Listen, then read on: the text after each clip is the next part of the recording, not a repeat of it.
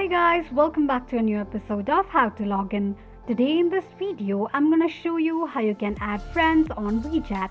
Keep watching the video till the end. To add friends on WeChat, firstly go ahead and launch open your WeChat application. It will take you to the home page of WeChat. Click on Contacts at the bottom of the page. On the next page, click on New Friends option. Here you can see a lot of friend suggestions displayed on the screen. Now to add friends on WeChat, all you need to do is click on Add option right next to the person's name who you would like to add as a friend. This is how you can add friends on WeChat quickly and easily just in few steps. If you have any thoughts or queries, let us know in the comments section. Don't forget to subscribe to our channel.